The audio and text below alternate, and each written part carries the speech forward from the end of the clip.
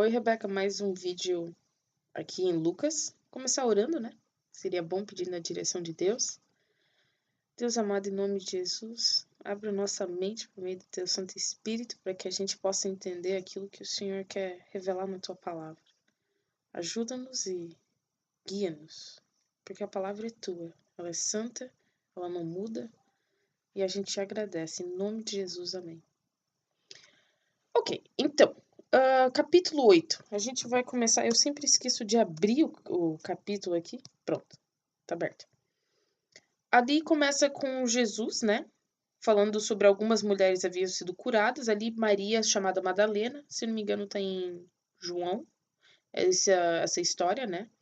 Da Maria Madalena. Aqui não, aqui ele simplesmente fala, ele fala de como as mulheres participavam do ministério de Jesus. Isso é bem importante porque as pessoas esquecem que junto com os discípulos haviam mulheres e elas que estavam sustentando Jesus.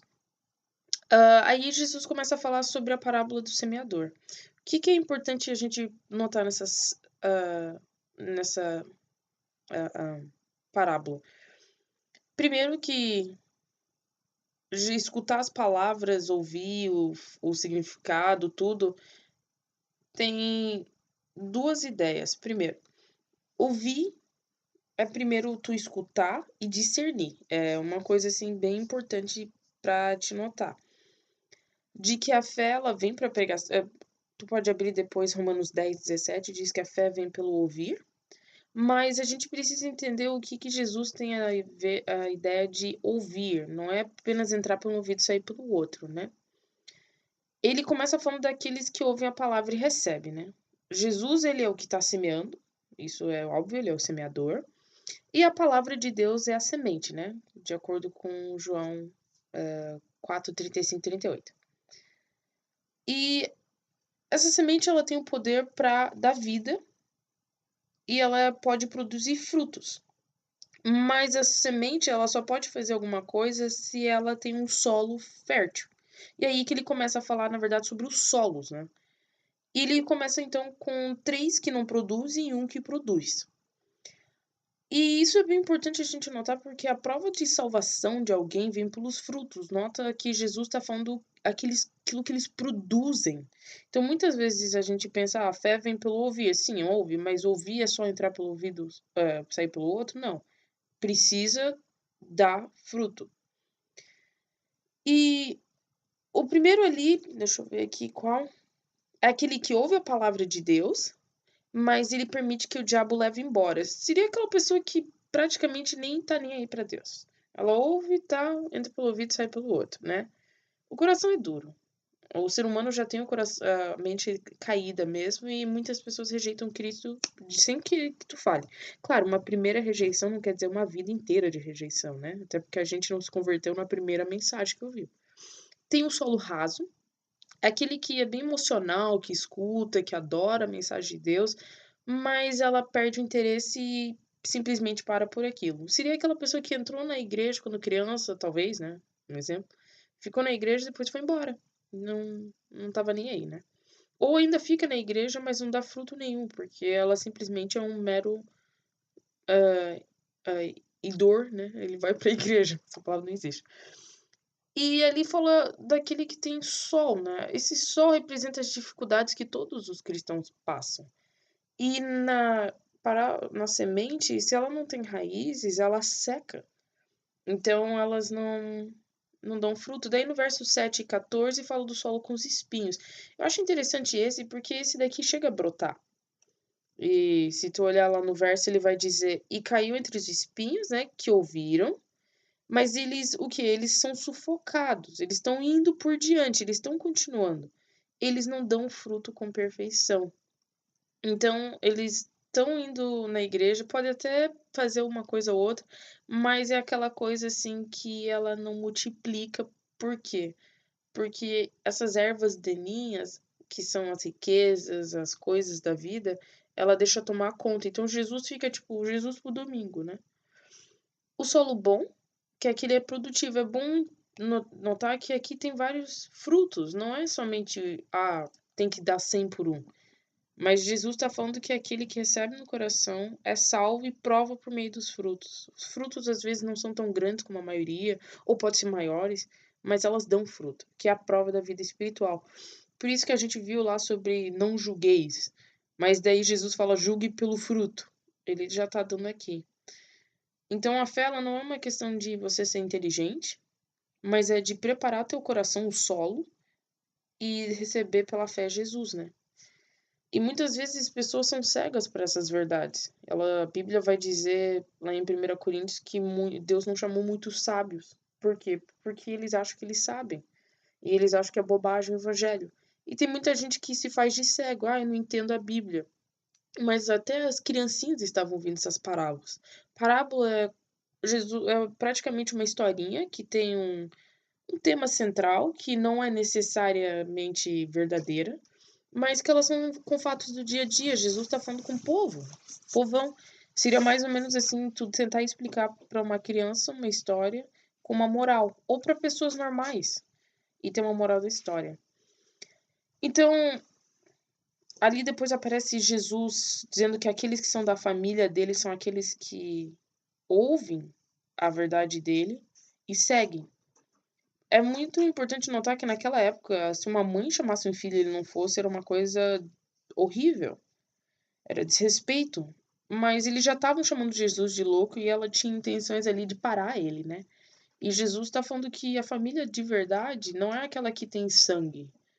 Família, às vezes, é a tua própria igreja, um irmão da fé. Às vezes, tu vai para outro país, conhece um outro cristão, aquilo é a tua família. Não que a gente negligencie a família do sangue, mas a família em Cristo é a tua primeira família. Ah, aí vamos continuar, né? Aí tem a questão de ser espiritual ou não. Ser da família da fé de Cristo não é necessariamente só aprender sobre a Bíblia. Tem muita gente que vai para seminários e se tornam super inteligentes na Bíblia, mas não vivem. E Jesus está falando dessa mensagem, mostrando que aqueles que estão na fé não é aqueles que estão na família de sangue, eu nasci em cristão, agora sou cristão. Não é aquele que, é porque eu vou para a igreja, ou eu faço isso, faço aquilo. É aquele que realmente tem a vida transformada. E o diabo tá nem aí, cara, se tu fala que tu crê em Deus.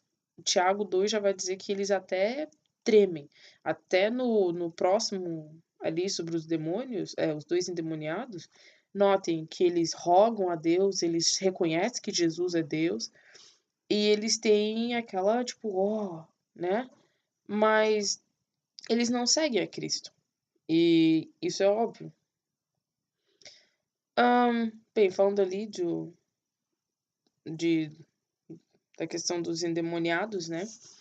Jesus, quando ele expulsa eles, ele está mostrando também, eu acho que eu já respondi para ti isso, de que primeiro ele é Deus sobre os demônios. E tem a história do mar, desculpa. Tem ali a questão deles também terem naufragado e Jesus ajudar eles, né? Jesus é dono acima da natureza.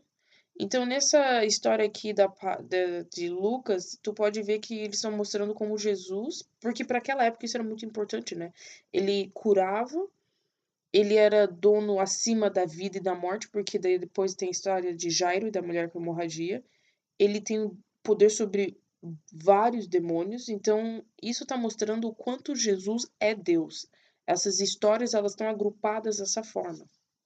Eu acredito que eu te mandei o e-mail lá com o negócio da minha amiga Marielle, que eu creio que ela deve ter explicado lá um pouco. O que é importante nessa história ali dos milagres é que muitas pessoas estavam apertando Jesus, mas somente uma tocou ele. Às vezes muitas pessoas estão perto de Deus, mas elas não estão com ele, elas não conseguem crer que Jesus pode salvar ela. E Jesus salva, né? E aí depois o Jairo, Jairo começa um pouco antes, né, a história dele, ele pede para Jesus ir lá, que para ele isso deve ter sido uma grande coisa. E os líderes estavam vendo. Ele dá uma pausa, acontece a história dessa mulher, talvez para a fé de Jairo aumentar e também para mostrar para as pessoas. E Depois tem a morte da filha dele, daí Jesus fala pra ele: "Crê somente", né. E a ideia de sono, não se deixa enganar, tem muitas pessoas que falam que quando a gente morre, a gente dorme. Os Testemunhos de Jeová falam isso. Mas, na verdade, desde o Antigo Testamento até no Novo, a ideia de sono é da morte mesmo. É tipo um eufemismo. Ah, o que aconteceu? O sol se pôs. Tipo, o sol não se põe, é a terra que vira. Então, é tudo isso só uma forma de linguagem. E também porque o que acaba dormindo é o nosso corpo, o nosso espírito vai com Deus, né? Vai pro julgamento e encontra-se com Deus. Posso te passar os textos se tu quiser anotar, Filipenses 1, 20, 24, 2 Coríntios 5, 6 e 8.